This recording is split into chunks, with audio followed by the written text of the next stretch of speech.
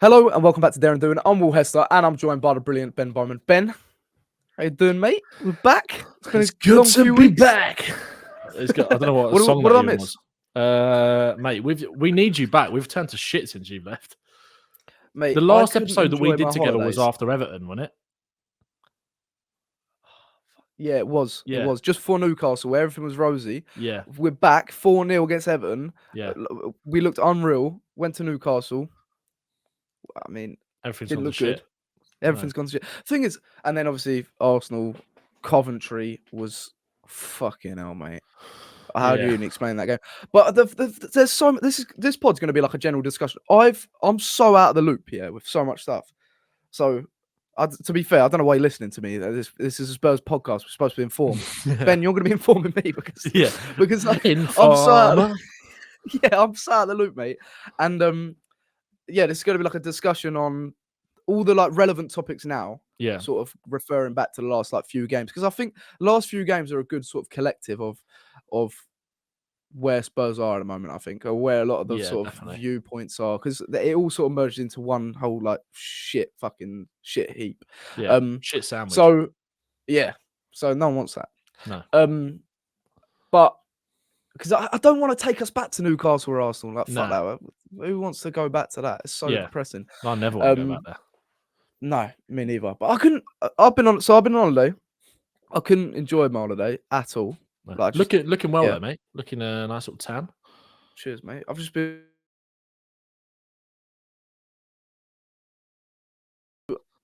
a beautiful 2-star hotel, Mallorca.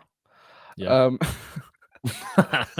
It was all inclusive though, so I was just eating romance the same. Isn't dead, eh? That's the dream. Yeah, exactly. We were having the same like raw, runny eggs for breakfast every morning. I was going to say something else.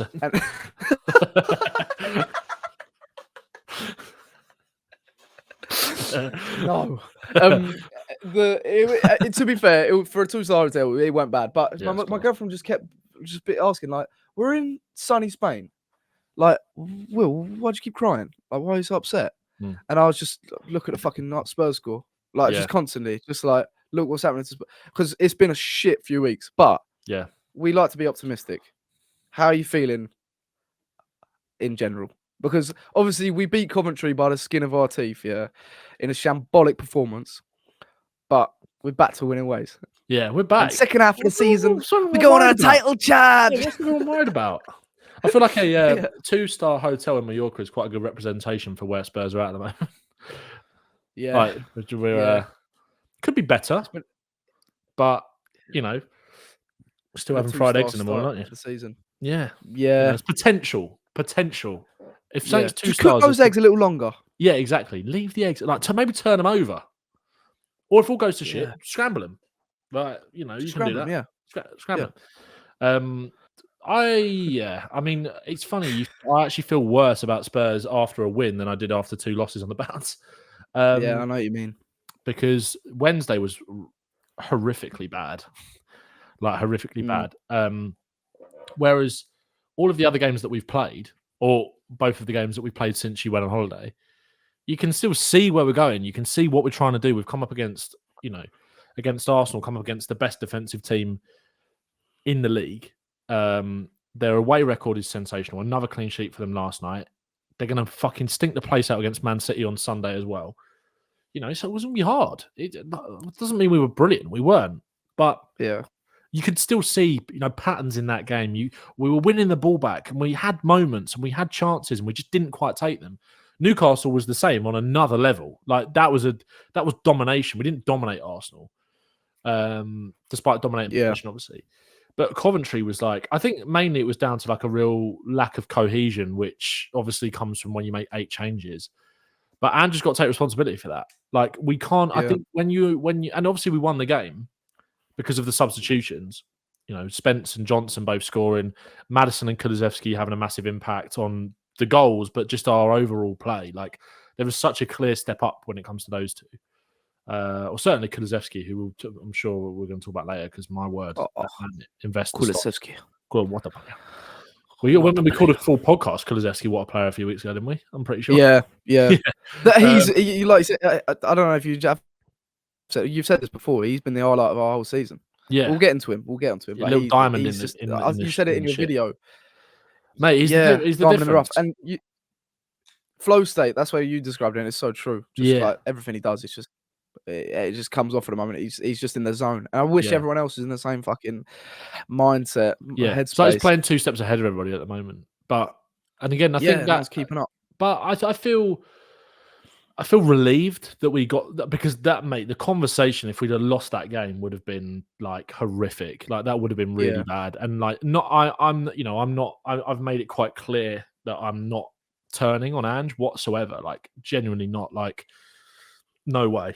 What's the point? And again, we're going to talk about that later. But the people that were putting that stuff forward, it makes it harder to argue for him, doesn't it? Obviously, naturally, if you lose 3 games in the bounce like that and go out to Coventry and we haven't learned anything from, like, at least in the last 2 games, especially Newcastle, you can say that we've learned from last year.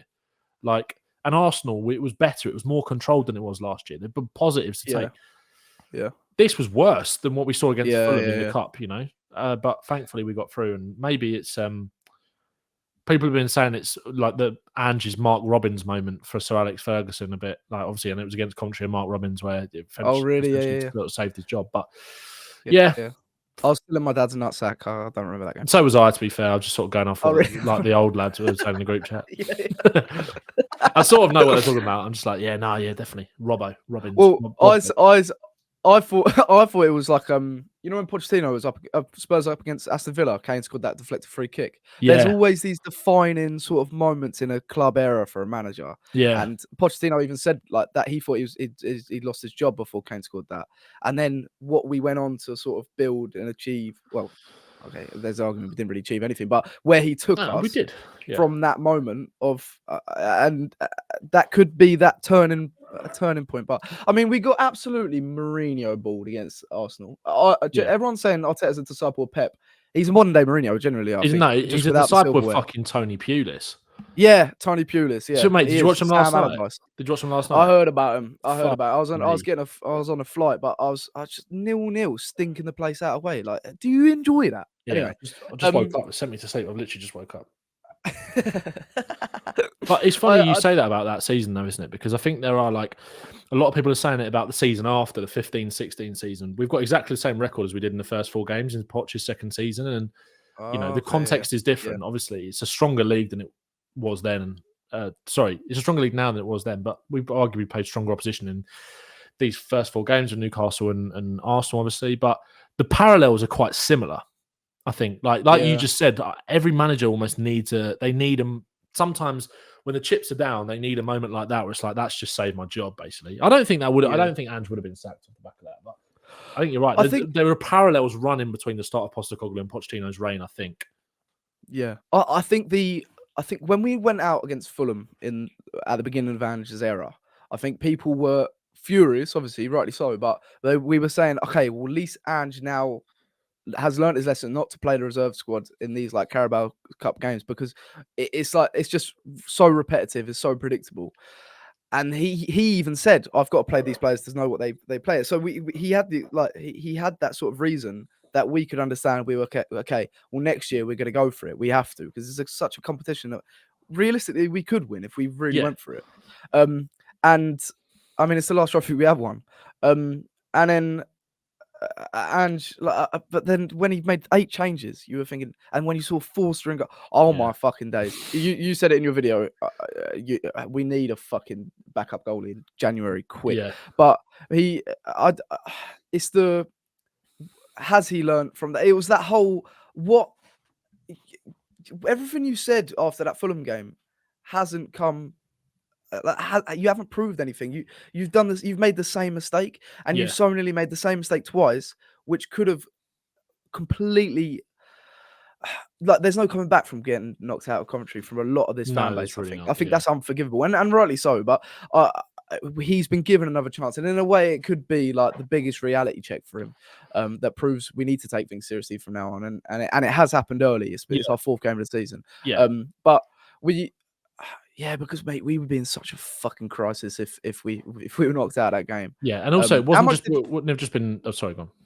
No, what were you saying? I was going to say it wouldn't have even just been because of the result, would it? It would have been that performance was unacceptably bad. Like Yeah. really, No, yeah, really exactly. awful. And that again, like I said, that lack of cohesion, which I think is the main reason why we were so bad, comes from making 8 changes. Like Yeah, how do no. you expect Yeah. again? And one of the players that you leave in the team was your striker that you need to get off the mark scoring goals, but you have a front five or like the wingers and the attacker. The wingers and the midfielders behind him. He's hardly going to be playing Yeah. with because they're not going to No, play no, that yeah. much. Yeah, exactly. But it's the Yeah. B team basically, and it's like, okay, well, it's not like I'm Harry Kane. It's not like I can pick the ball up and make something happen out of nothing. I like Solanke. I think he's a good striker, and I think that the lack of service that he's got over the last couple of games has been pretty unforgivable. Arsenal, I thought he actually did quite well. I thought he was good off the ball against Arsenal. Yeah. I think he gave Saliba and Gabriel really something to think about. I thought his link-up play was tidy, presses really well, worked really hard. And it was going to be hard for him to get clear-cut chances in that game. But he had more moments than he did against Coventry. And he had that one where just take that shot a little bit earlier and you probably score that one against Saliba. But I can live with that. It's good defending from Saliba. Arsenal are a fucking good defensive team. Wednesday night, he got nothing. He got absolutely nothing. Well, that's the debate with Solanke. It's like the sort of debate was, I think a lot of people wanted that Harry Kane-esque striker that he can win you games out of nothing. Yeah, but and that's why I people think wanted the Gyökeres, isn't it, I positives. think. Exactly, yeah, and the positives of having Solanke was that he's perfect for the system that we were going to be playing. But if that system isn't clicking and he's not forming that chemistry, then nothing's happening because he's not someone who's going to win you games out of no. He's perfect for the system, but Yeah, that's why we were thinking, oh, this is a great signing, and it suits down to a T. But he's not going to win you games out of blue. And if it's not clicking, fans are going to start getting frustrated. My fear is that fans will get frustrated with him and say, mate, it's already building. He's not. Yeah, he's not. It's already building, isn't it? It's not from our fans, but you can tell if he doesn't score again tomorrow, the meet 4 games without a goal now. 65 million. Yeah. That started before coming soon. Yeah, exactly. 007. Right. Before the season anyway. Like there were people that had it out for him, but like you said, he's a service striker that works really hard for the team. But you need to give him that service, otherwise, he's quite ineffective. But then again, I do think once we get like tomorrow, I think we'll see a much better performance tomorrow. I do think, and again, the performances have been there in the league, so I'm not worried about tomorrow necessarily. It feels massive. It does feel massive. But I'm not nervous for Brentford at home. I'm nervous. But I'm not as worried about the team. I'm not worried about how Solanke will get chances tomorrow. Like he will. Brentford will sit in. Brentford took the game massively to Man City last week. They made it very difficult, and City got through it. City, to be fair, City should have battled them in the second half for the chances they had. But Brentford started really, really well. But we know what they did last year when they came to us. They sat in tight. They sat in so deep. They wasted fucking shitloads of time. And if they can sense a little bit of a lack of belief and confidence in Tottenham, they're going to play on that even more tomorrow because it's like, well, come and break us down then. Yeah. And we're going to waste time. We're going to go, you need this, lads. We don't need this win. You need it. So it's going to be it's not an easy one to have, but I'm not worried about, players like Solanke so much because I think tomorrow when you've got, obviously with Odebear injured as well now, like, Kulusevski is definitely going to play tomorrow. Madison is definitely going to play tomorrow. I think he'll go with the 4-3-3 with the 2 number 8s. I think he'll go. I think so. I think that's the best way to get the best out of Tottenham at the moment, especially against a team that's probably going to sit in a little bit deeper and try and hit you on the break. Yeah. Basuma's back as well. I think it allows them more of a platform. Because I think Basuma's actually been quite good in the games that he has played. It's been 100%, the ban and the injury and whatever, but that setup feels a lot better. And then Johnson on the left and Sonny on the Johnson on the right, Sonny on the left, and Solanke through the middle. But yeah.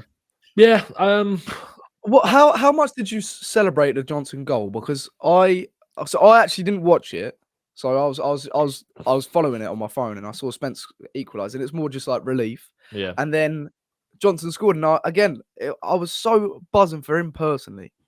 But apart from that, I was like, this kind of feels shameful. Oh God! Obviously, you're going to celebrate your team winning, you're buzzing, but it felt like, why do we fucking do this? Like, it's so annoying. I know we got through, and oh my God, it would have been catastrophic if we didn't. But it's nothing to be it's nothing to celebrate. It was a fucking woeful performance. Yeah. So, did you celebrate a lot when that goal went in? Johnson, I gave it a little fist bump, like, come on, come on. Because I was happy for him, I was buzzing for him, and I was relieved. But Jed Spence, literally, when that goal went in, my complexion did not, or my facial expression did not change. Just sat on Ancelotti. Literally, yeah.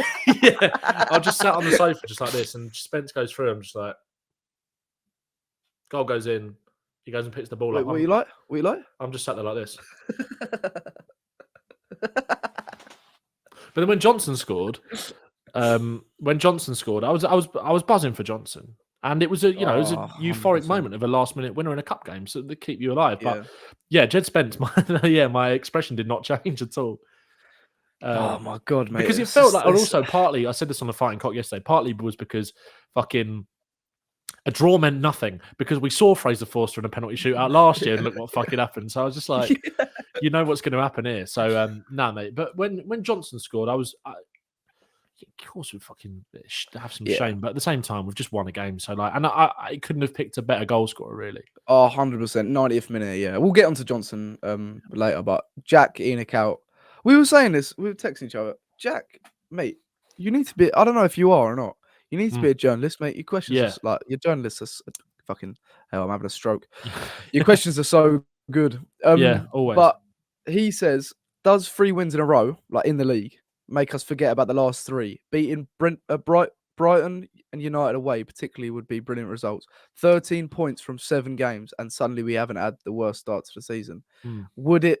I agree. Like I think people have such short memories. I think people just want the buzz of winning. Yeah. And as soon as we start getting that, then you're gonna forgive what happened at the beginning of the season, and you can write that off as being just nothing's clicking, but the underlying numbers are there. But yeah, go and overlie the numbers.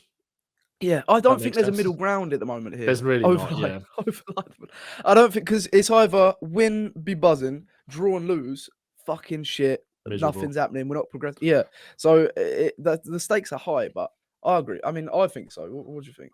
Yeah, I agree. People want results, don't they? I think Jack's right, and I think as well, like, I think one of the reasons why people have been getting Ange's back even more is the context and the opposition of the results that we've just had as well, because he's not got a good record in the cups for us. He's only been here 1 season, and obviously the PTSD from the Fulham game, and I don't think we've won a single London derby under him either. I think we're no wins from 7 with a couple of draws. So, and naturally, cup games, Tottenham I haven't seen it in the last however many years, but Tottenham are a cup team, and we want to win those games against Arsenal and Chelsea. So, like, those results also add to that thing of like, these aren't helping because they're big games, and it shows that we haven't learned a lot. Yeah. But yeah, but winning is the ultimate currency, isn't it? Like, because I think 100%. if we go and win against Brentford, and it's a difficult, say, I remember last year against Sheffield United at home, right?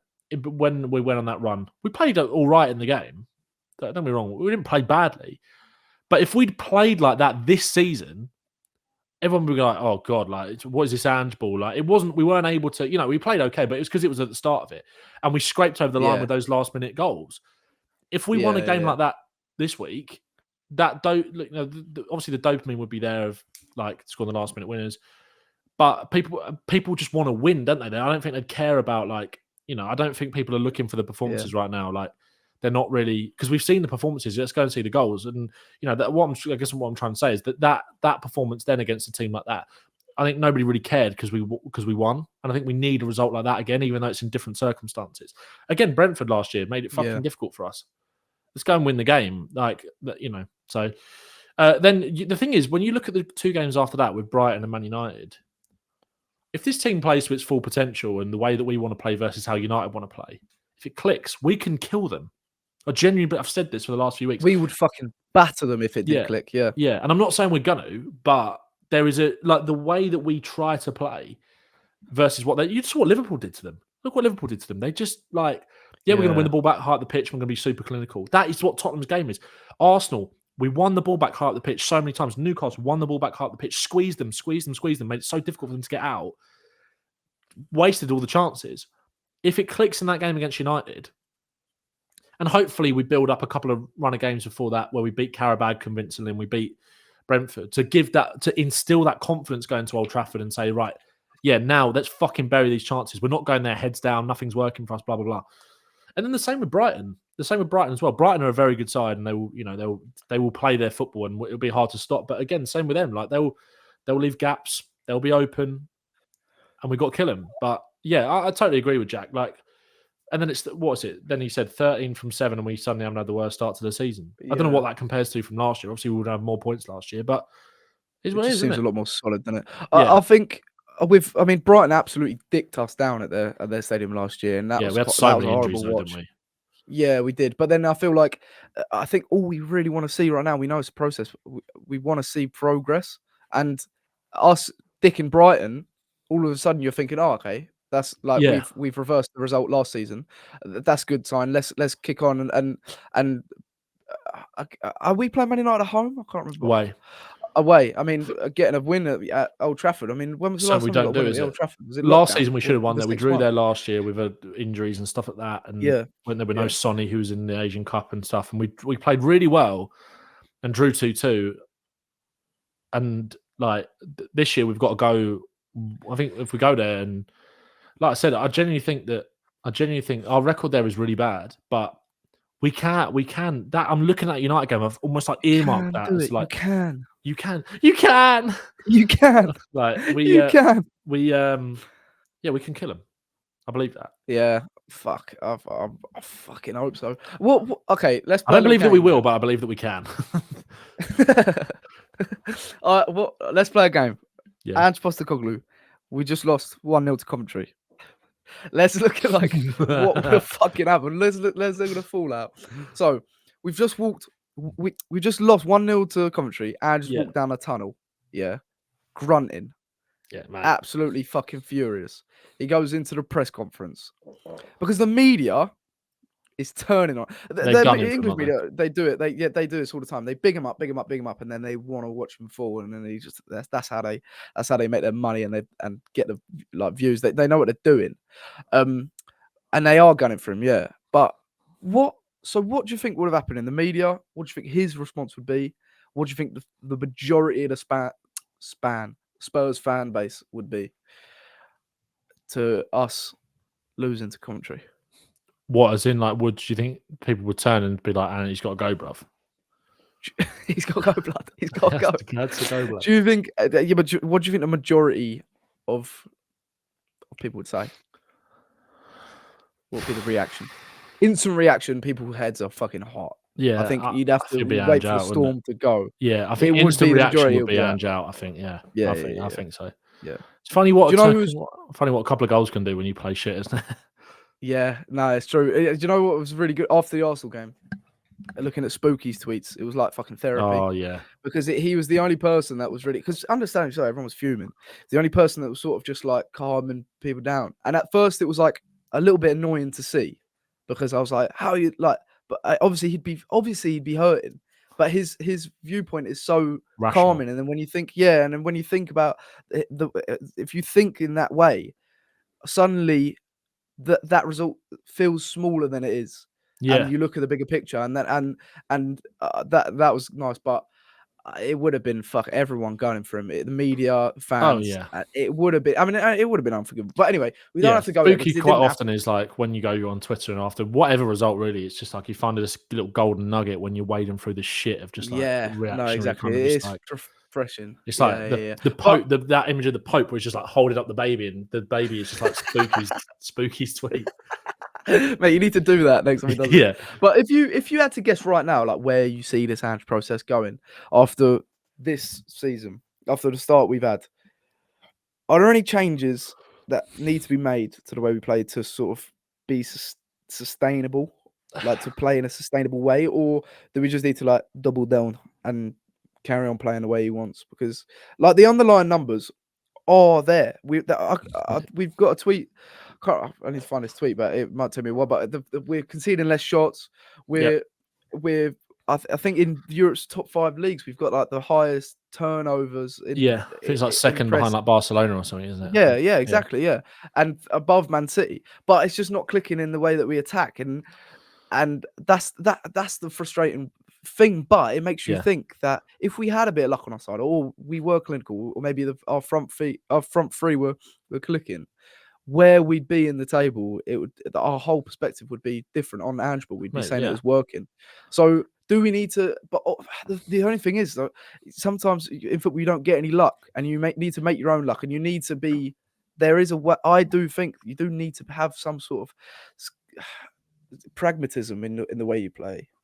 Yeah, because all your hard work is undone if you if you're done on the counter, if you're done on the corner, if you're done, do you know what I mean? It's mate, I get the frustration, but the evidence is there to sort of yeah, do what we're doing. I don't know. I agree, and that's the thing. I think it's also evidence is not just there in terms of the underlying numbers, but I think it's quite clear to see when you watch us. Like I forget the Coventry game because, like I said, he's made 8 changes, and we've slagged him off for that. I'm not angry. I'm just disappointed, and he got lucky. We can move on from that now.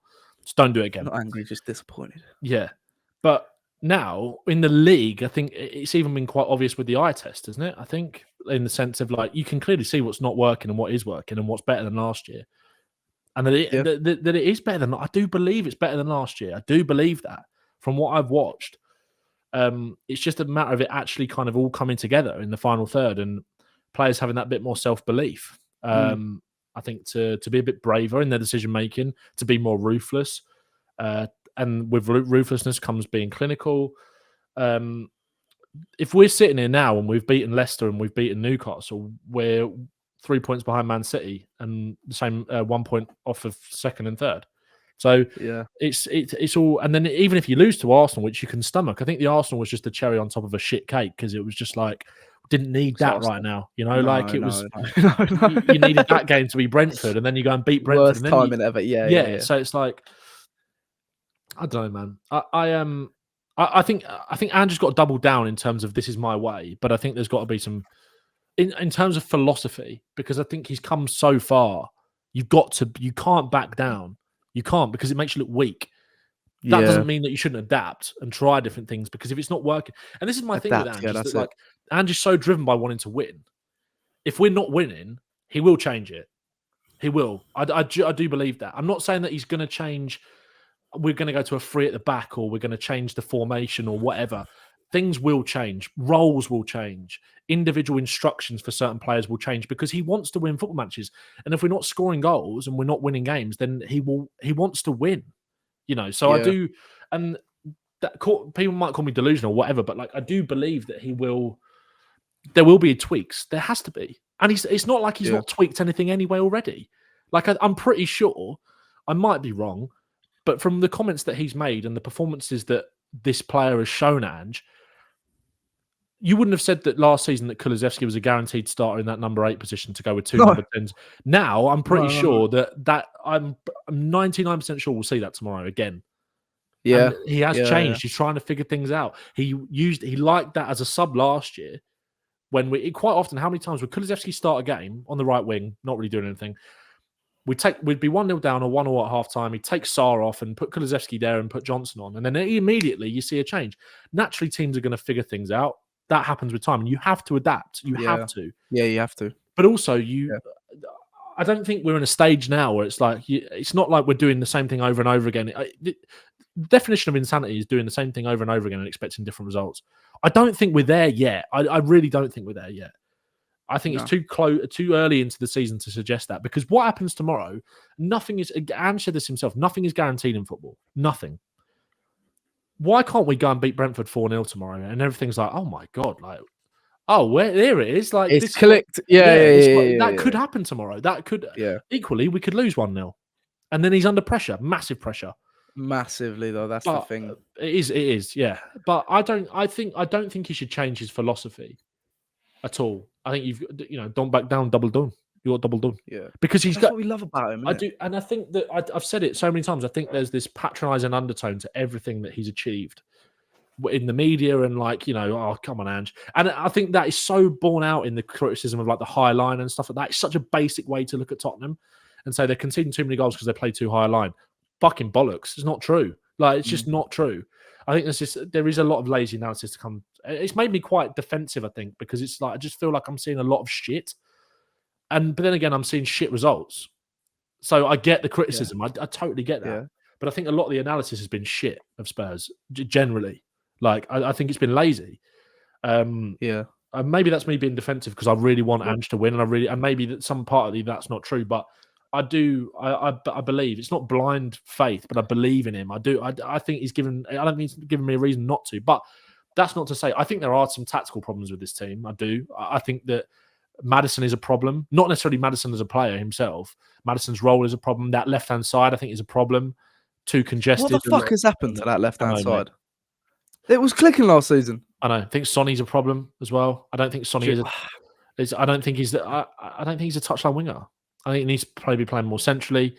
But you've bought a £65 million striker, and it's like.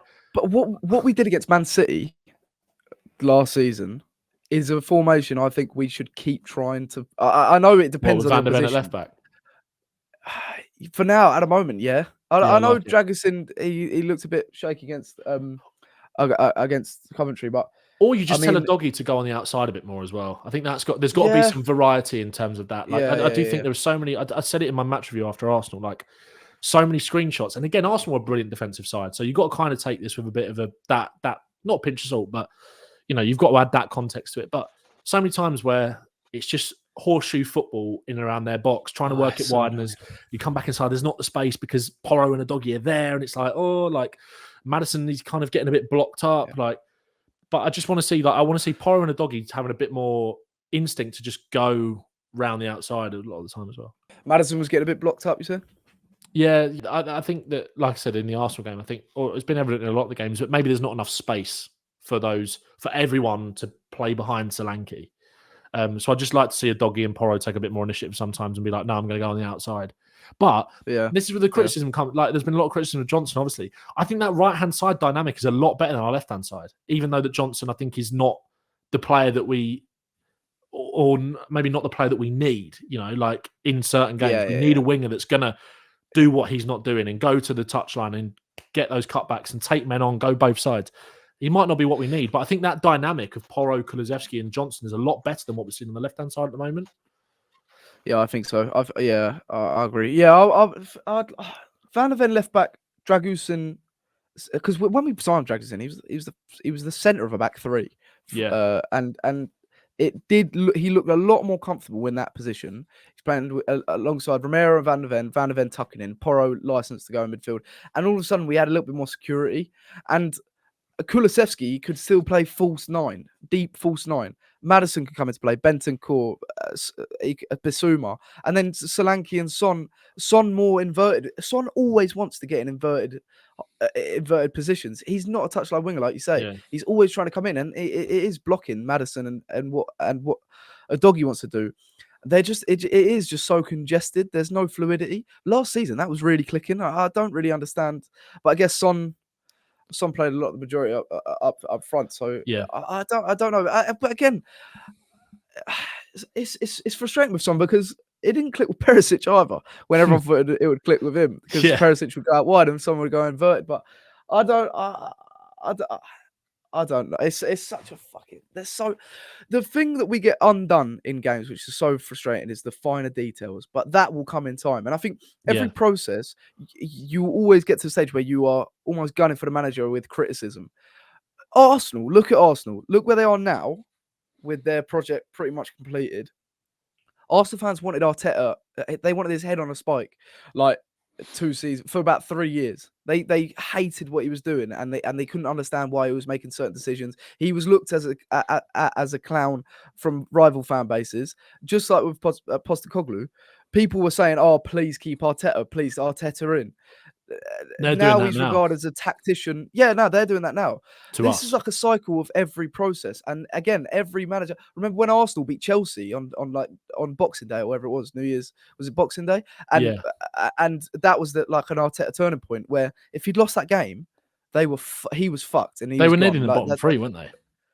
Yeah. And now like the turnaround, every process has these moments, but that doesn't mean Postecoglou's like immune to criticism. There's Absolutely so much of what we're doing where you're thinking, okay, the underlying numbers are there. If we keep doing what we're doing, I mean, Everton was a perfect example. If it clicks, and it's unbelievable. When everyone's on fire, we can blow teams away, and we don't have to ever worry about them attacking us because we have the ball, we have every attack, the momentum's with us. But there's a few things like the finer details. I think we need to be an uglier team. I think we're too soft. I think we need to be because I think we struggle with momentum. When the momentum shifts, we crumble. Just someone go down injured. I know you don't want to see it, but that's how you win. Arsenal, Man City. When Arsenal have when there's the slightest opportunity for a penalty, a foul, anything to contest for, Man City players are swarming the referee. This is what winners do. I know Postecoglou. I don't think Postecoglou wants his players doing that, but certain things like that it breaks the opposition's momentum down. You suffocate them in every single way, and Spurs don't do that. But I feel like that set pieces, all these aspects of the game, that will come in time, just like it has for Arsenal. Arsenal were a weak team. Arsenal were a soft team. That mentality came after a while, after a certain amount of time. I think we are just in this phase of the questioning period. The honeymoon phase is over. We're now really questioning whether he can do it. But he's experienced. He's a top manager. He's not backing down, and he's still someone you can. You want to back, you want to be like, you want to back him. Yeah. I just seen that. And I just seen a quote from him in the press conference where he said, "I know I will not be here forever, but I will work like I will be." Like, how is that? How different and refreshing is that compared to, how different is that compared to what we've kind of had before? In the sense of, like, he knows when he knows he's not going to be, he's not going to be here forever. Of course he's not.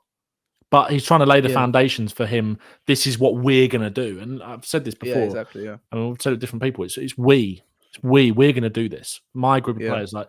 And also, I think now's a good time to talk about Kulusevski, because of kind of what you were just saying about, like, we need to be ugly. And I said this on my video yesterday after the game. Kulusevski is kind of almost like the most anti-Ange, in inverted commas, winger that we've got in the squad. But he's the most effective, because he's not afraid to be a battering ram sometimes, and he's not afraid to just be like people. He's exactly. And it's not like, he can be pretty. Don't get me wrong, but Maddison's pretty. Maddison's like your 100-touch man, like, recycle, try and penetrate. And Maddison's a good player, and I don't think the system is necessarily getting the best out of him. But Kulusevski, why he's like literally the first thing he did when he came on against Coventry was win a 50-50 and drive forward with the ball. It just those things that are just like, okay, this system is great, and when it clicks, we play lovely football. Kulusevski, sometimes it's like, I adore him, like, I absolutely adore him, but sometimes it can be like, you don't look like you should be here, in the sense of, like, he's not, and I don't mean that in sense. I mean that he's not, like I said, he's not really a typical Ange winger. When you look up what an Ange winger would be, it shouldn't work. Like, it just shouldn't work, but it fucking does. It really does, because he's got the mentality as much as everything as well.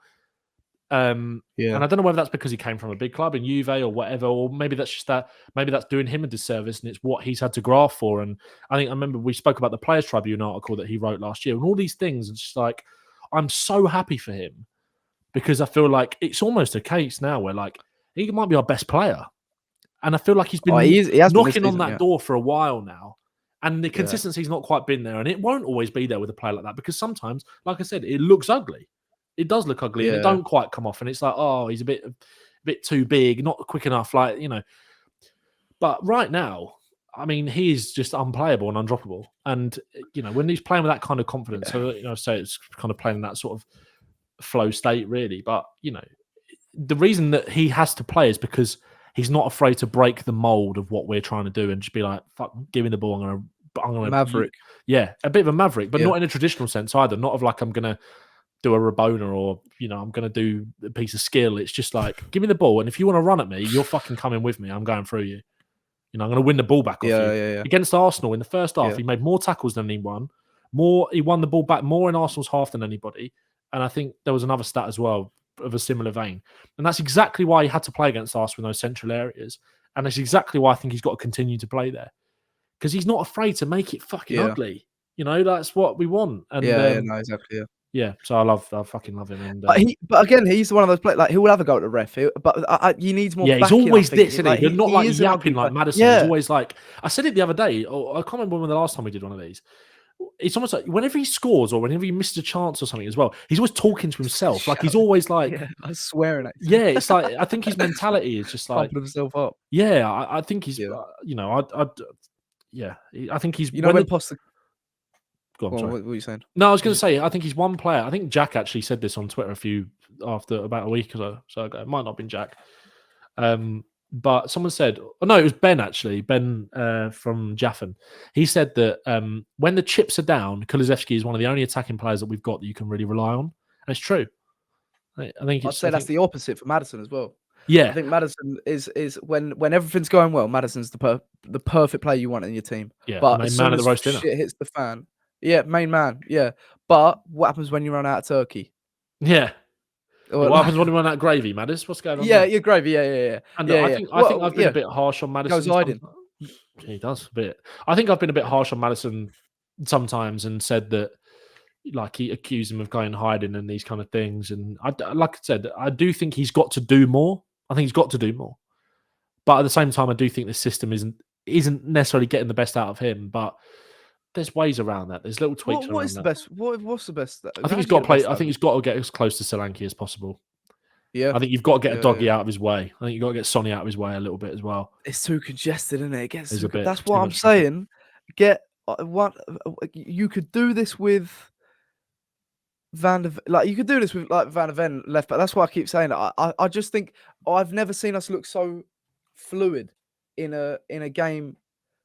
Like that game, we didn't. A lot of the fans didn't want us to win against Man City. Yeah, we come out looking so fluid, playing the best football we'd played in months in a whole new system because it just freed up more space. Like Van der Ven not coming inside, it freed up more space for Maddison. Everything just clicked a lot more, but we haven't seen that again. I want to see a little bit more of that. But spot on about Kulusevski and Charles Davey. He said a question, but he is a gooner.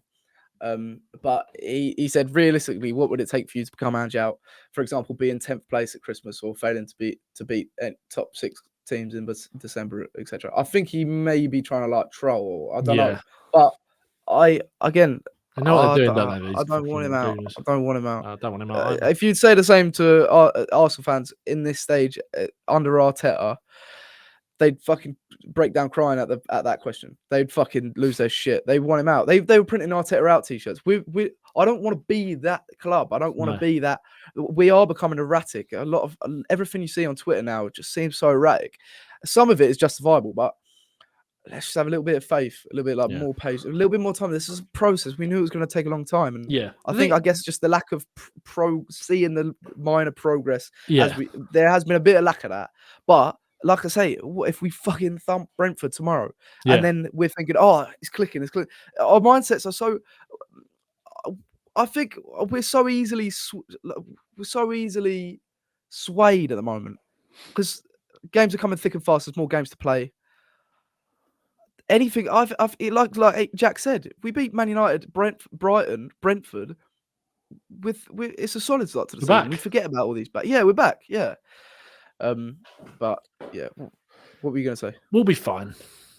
We'll be fine. Also, I think there's context and nuance to the Arteta thing as well, in the sense of like, to be fair to Arteta, he didn't, it was COVID, limited training time with those players. Wasn't really his squad in terms of the transfer window until a year or so in, like getting rid of players. But there are still parallels there, 100%. And also, I think in that sense, I think Arteta got a bit lucky because of the fact that there wasn't the mounting pressure from the fans actually in the stadium like there is for Postecoglou. That's true, actually. Yeah, that's true. It was in COVID, wasn't it? So, like, naturally, that makes it feel more, I guess, I don't know, real, doesn't it? I do. When there's people in the ground who actually want Arteta out, rather than all the people on social media because you're not actually at the games and can't be there. That's true, actually. Yeah, screaming into the abyss. We'll be fine. I do. Yeah, I'm confident, mate. This is like therapy. Honestly, I'm just talking through my emotions. Yeah. Because Julia's fucking had enough of it in Mallorca. Yeah. She's Mate, I came back after the North London derby, and my girlfriend was just sat there on the sofa, and I was like, I think we might be shit. I've had a few drinks. you lay down on your back. Put your head on her lap. And then while we were watching the Coventry game the other day, she's going to me, Spurs are shit. And I was just like, fucking enough of this. I come back, right? I'll go to record on my camera. She's left me a minute video of her sitting in this chair with my headphones on and the mic just going like, yeah, no, guys, I think Spurs are shit. I think Ange is a fraud and all this. And I was like, not you as well. I was just like... Yeah. She's got purple and gold in her fucking Twitter 100%. bio. She's a fucking gooner as well. It makes it worse. What? Yeah, I know, she? Mate. Yeah, I know. Oh shit, mate. Mate. Shit, I'm sorry. I know. Thanks, mate. Appreciate that. To be fair, my girlfriend, she said she was an Arsenal fan before. She couldn't name one Arsenal player. To be fair, exactly. I've converted her. But that was good. Arteta. You were talking about Arteta. He was significantly backed by the board, and that leads me on to whether the debate whether Ange was backed in some, because obviously Odegaard's gone off injured again. He was signing that 1v1 profile. I know he's not quite ready yet to be that sort of the player we look to. I don't think he's going to be that player for another few years. But and actually, I'm going off on a tangent here. My worry is that we're not signing these like ready-made players. Yeah. And what Odegaard has bags of potential, just like Johnson did when he signed for us. But if they're the players that are used, if we don't sign the players that are ready-made, you get these players in who aren't ready-made. They need time to grow, and we don't have the patience to let them grow. And which is fine, because we've been so patient as a fan base. But frustrations will get the better of us if they're not quite there, like Johnson. Then the abuse comes, the criticism comes when they're such young kids, just with potential that they need to sort of play into. But we need to give them confidence. And my fear is where we haven't got that ready-made player in who can handle criticism, who can grab a game by the scruff of the neck, is what we need. I don't know where I'm fucking going. I've got dementia. No, I know what you mean. I know what you mean. Like, these players are never going to feel, if they're not ready and they're being played where we need players that are ready, our patience, the fan base's patience isn't going to be there with them. And that's my fear with players like Odegaard who are coming in, and we need to rely on them. But players like Yang, when he comes in, we need to rely on him, like, because our attack isn't good enough at the moment. Yeah. And it's not quite there. But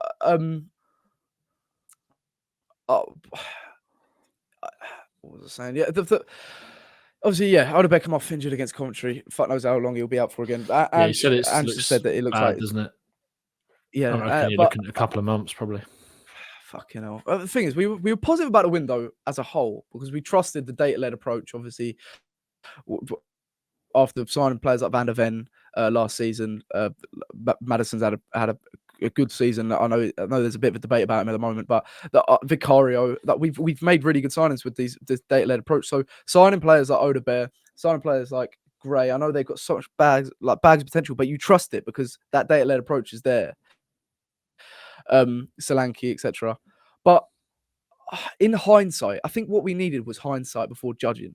Yeah. And at the moment, it looks like we didn't push on in the window yet again, when we needed to. And I know in 5 years, we could be looking at this window saying, what a window. These players are unbelievable.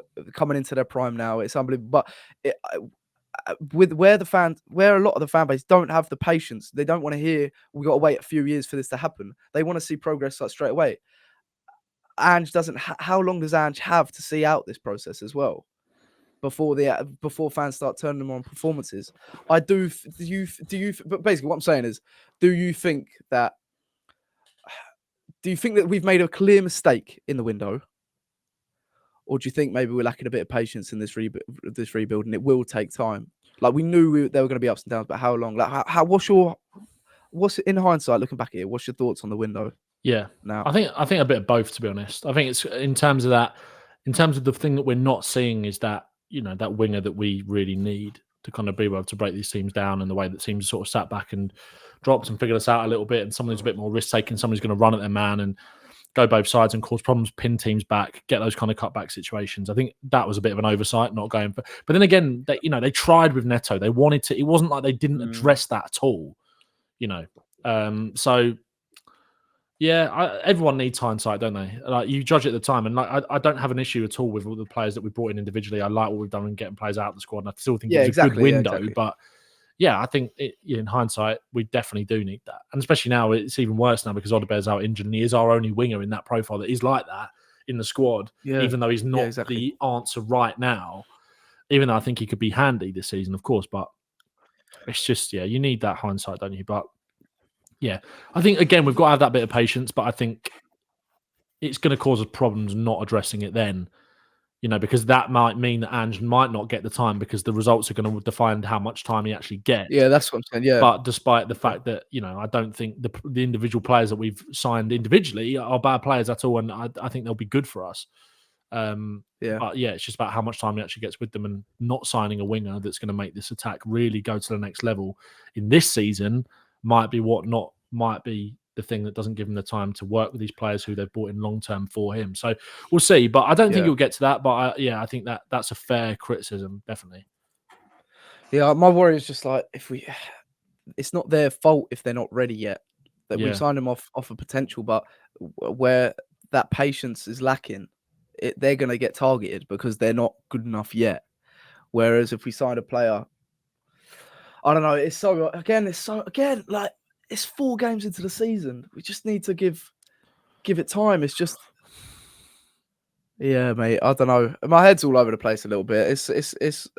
I mean, this is why we need to like chat about it, because you sort of just like digest it a bit more. That's the thing. Every time I've done like a video or a podcast this week, I've come away from it after doing it thinking I actually feel a bit better now. Yeah, no, I do. Yeah, it's like catharsis. Yeah. But my thing is, so we sold Harry Kane, and I know we're not playing absolute dross football anymore. We're playing attacking football, so the goals are going to come elsewhere. We sold Harry Kane, and the whole point was we won't out and out replace Harry Kane. We'll sign an amalgamation of attackers that will contribute to the same amount of goals. But there, you're taking a step back. And no, you're taking 5 steps back and 4 steps forward, because we're scoring the same amount of goals without Kane. Or I saw a stat was saying Kane scored more goals than the whole Spurs team put together this season already. Yeah, but we've replaced Kane's goals, but we haven't playing against fucking Dusseldorf. Yeah, that's true. That's true. Lewis Holtby and all that.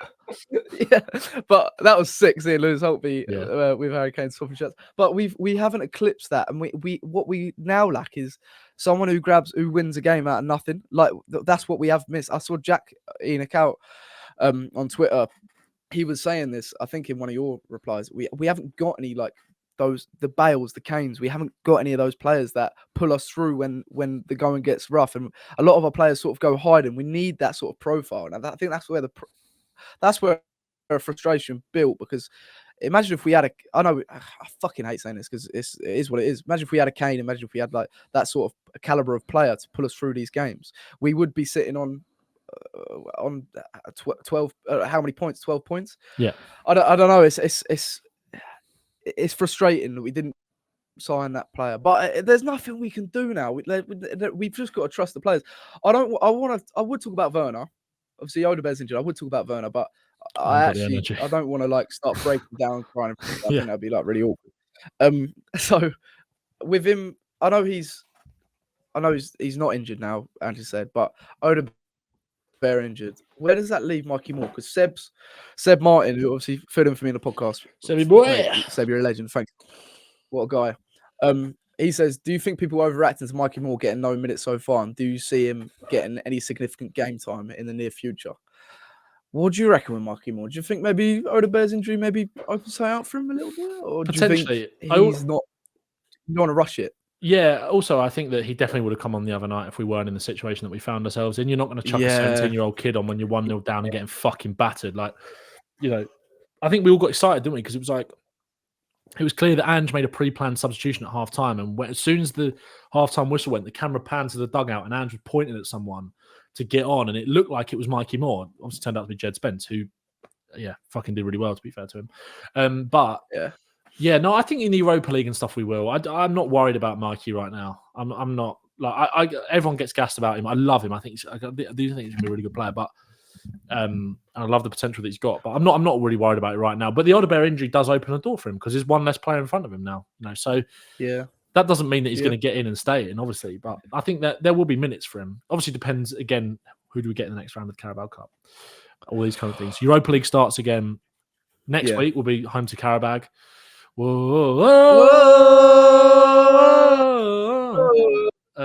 Maybe he'll start in that game. I wouldn't be surprised, to be fair. Lancashire's back as well. He's back from his injury as well as another one. So I'm not worried about where this leaves Mikey Moore right now. 17, man. Like, but also it's such a long season. Like, we've got so many games to play this season, and you're so caught up in the emotions of game to game, and they're coming thick and fast. at the end of the season, we could look back at Mikey Moore and he's had a certain amount of minutes, and we could be saying and used him he didn't chuck him in straight away. He sort of integrated him slowly. Yeah, exactly. And actually, right now isn't a good time to start integrating Mikey Moore because we're playing shit. We're not clicking. Yeah, like our established players aren't. Let's play.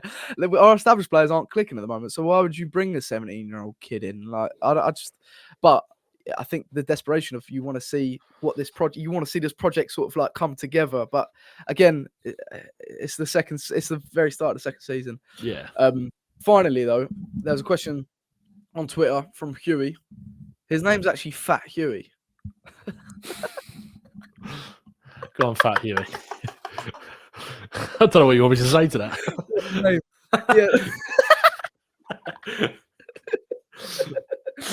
What a name. I see Huey all the time, actually. I feel like I'd see him in the comments and stuff like that. What a legend.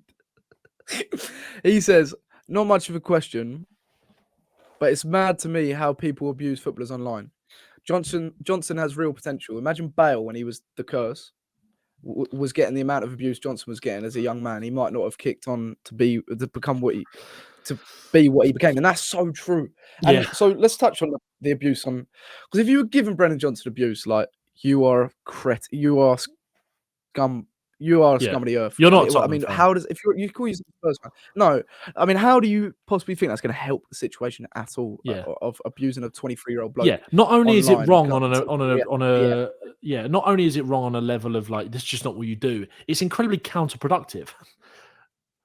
Like you're exacerbating it. Yeah, you're making it worse. Yeah. Fucking hell. So stupid. But do you think? Obviously, he scored the winner against Coventry, and the video of him going to the fans spoke volumes of where he's at right now, his mindset and his personal life. It was actually really, really uncomfortable to watch because he's our player, and I feel like it's an interesting debate with him whether it's like him finding the back of the net in the last minute, scoring with that composure. It was a brilliant finish.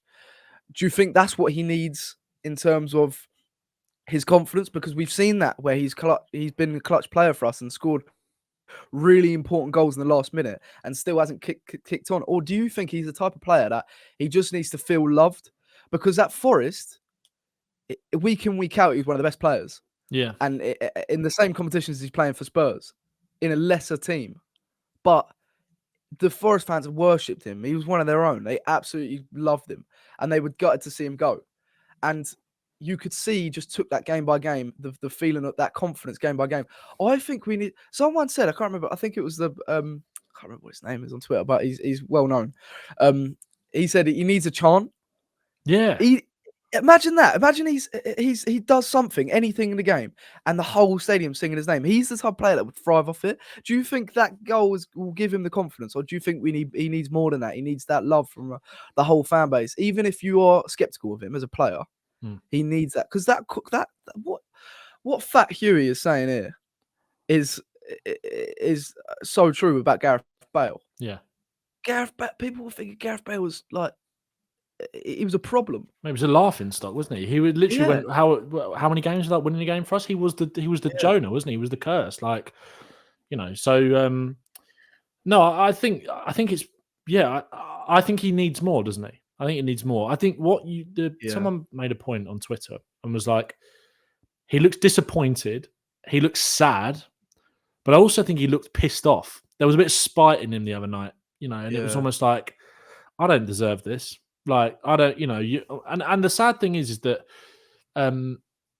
those fans in that away end, from my experience of going to Spurs away, and obviously a home season ticket holder as well, in the ground, there will be people that go, well, if Johnson does something wrong, like, oh, no, Johnson, like, but that's the same as any player. He doesn't, exactly, it's not like the people in the stadium are like, there is this willingness for him to do well, but I think he saw that away end as these are the people that have been abusing me.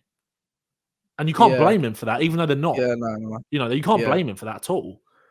Because it's these few fucking eggs that are like, taking time out their day to slag off someone who's a 23-year-old millionaire professional footballer who's achieved more in life, more in his life already than you will ever do because you're a fucking nothing piece of shit. who's taken the time out of the day to do that to him. He's looking at the Spurs fans thinking that's what, and maybe he's not. I think he knows, but also I don't think he's, I think he's a clear confidence player, isn't he? And he needs that kind of self-belief, and that's something that will come with time. But that comes with scoring goals. That comes with, and again, it was. I think it's quite helpful because it was a kind of Johnson goal, wasn't it? That's what we saw him doing for Forest. Quick turnover, breakaway, and the one thing with Johnson, you're going to get is if he gets into those positions, he's going to score.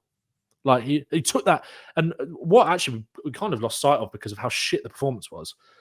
Both goals were actually really good, like really good goals. Yeah, they were, yeah. So and it was a great finish, and hopefully that'll do him the world of good. I think he should start tomorrow, to be honest, and I think the fans have got to make a point, go out your way and make a point to get behind him.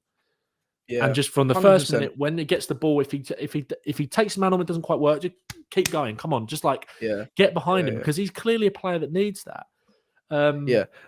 So I think. Look, I don't think he's being scapegoated necessarily because I think the performances warrant criticism. But Ange said it himself. It's like, well, what's his crime? He's a player that's trying his absolute best, who knows that he's probably not playing to the level right now. He's not turning up to training late. He's working his arse off. It's not like he's going out on the fucking piss and turning up on a Saturday. So he's got all the minerals of a player you want in your team. Absolutely, he's an unbelievable human as well. Yeah, such a down to earth guy. Do you know what? It's quite refreshing to, and as hard as it was to see that with Johnson the other day, because it wasn't pretty. You just won a game, and it's like that was uncomfortable. That was the storyline, wasn't it? After the game was Johnson. Yeah. As much as it's horrible, it humanized him a bit as well. Not that I think he's done stuff in the past that has as well. I think you can clearly see on his social media and stuff like that he's, he likes his fashion. He's a family guy. He's quite, he's obviously a nice person. You can just tell that with the way he comes across. Yeah. But it's like you're seeing what you're doing to someone there. Well done. Hope you're proud of yourself. That's what you saw, and I think it really kind of like broke down that barrier a little bit between. I remember Derek Dyer. I spoke about this on Fighting Cock yesterday. Eric Dyer, he went on the High Performance Podcast with Jake Humphrey. You should call him Derek Dyer. Derek Dyer. Derek Dyer. He went on the High Performance Podcast with Jake Humphrey and was like, or Dake Dumfrey, and and sort of said that like there's almost in stadiums, which is not necessarily where Johnson is getting the abuse. It's obviously on social media. I think sometimes fans think there's this glass panel between the pitch and the supporters. Like a zoo, yeah. Yeah, like a zoo. He called it sort of zoo mentality. And he's like, we can hear you. We can see you. Like, we can, it's like, and again, it's like people don't, and obviously it's different with Johnson because it's come a lot through social media, obviously. But it's the same thing. It's the same thing. Like, behind a screen. Exactly. Yeah. And it's like you don't think that he's going to see that. Well, he is. And maybe it's naive of football clubs to just say that, yeah, if you want to run your own social media, you can.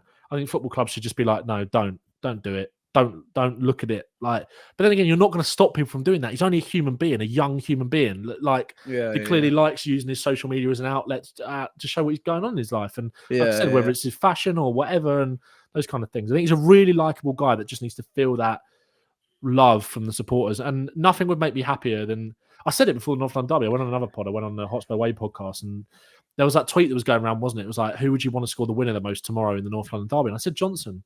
Like, it'd be amazing for him to kind of have that moment where there's this total adoration for someone. Look, he's scored last minute winners and stuff for us before. Tomorrow is an important game for Spurs that could represent the start of something, the start of the turnaround, carrying on from on the back of what Wednesday was.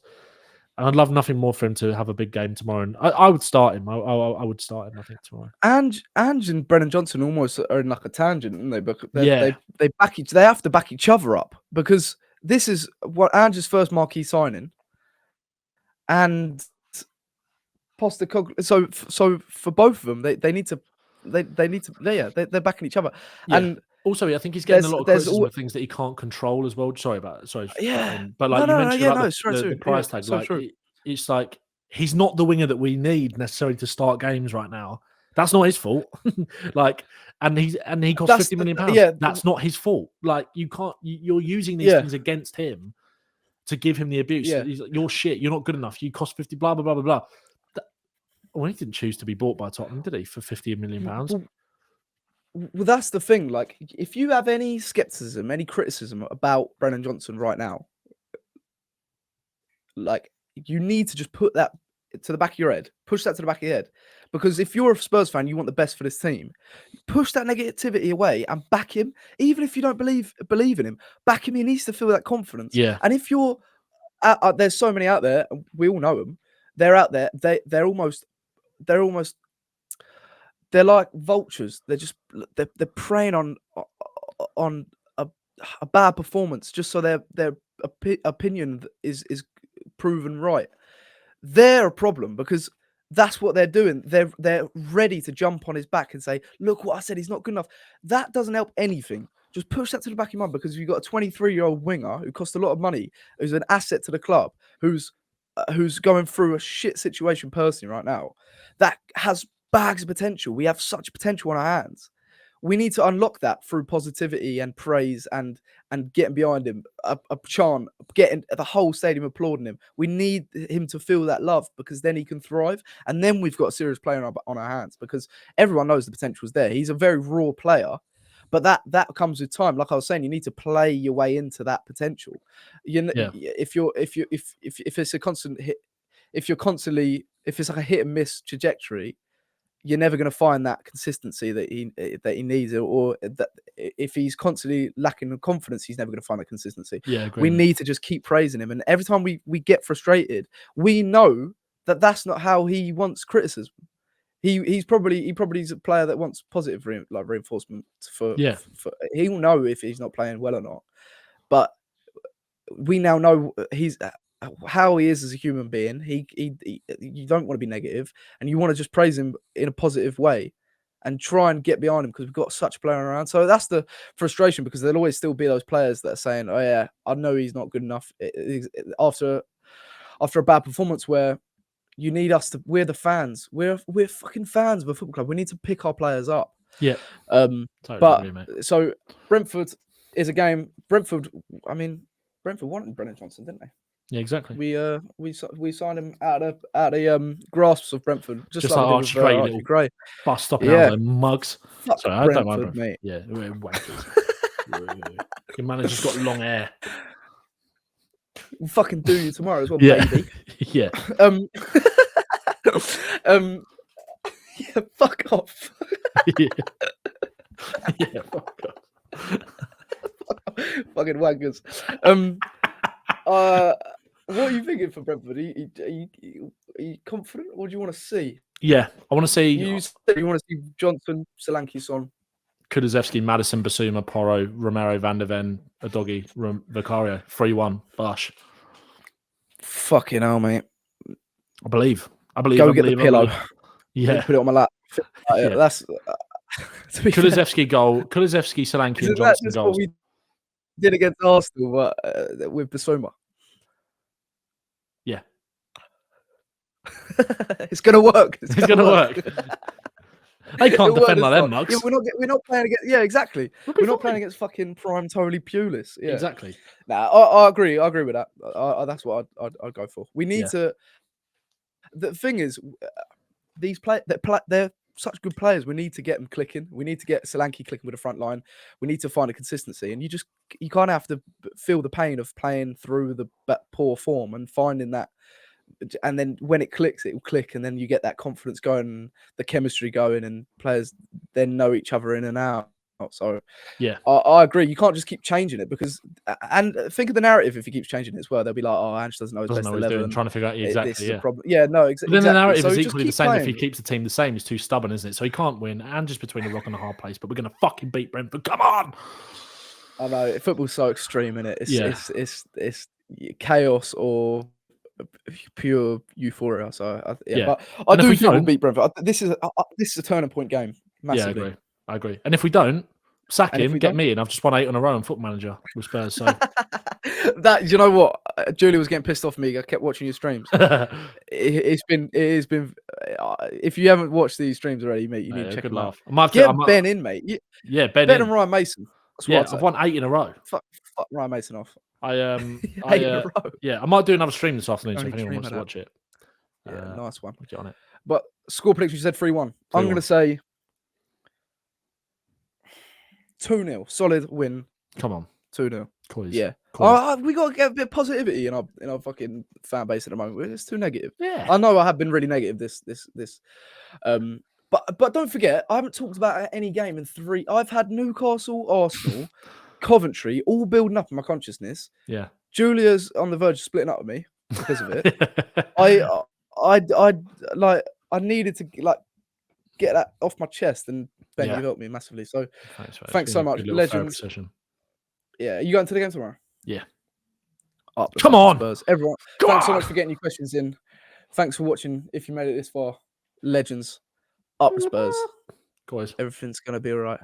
Everything's gonna be all right, all right, all right. It's really don't worry about a thing, because every little thing is gonna be all right.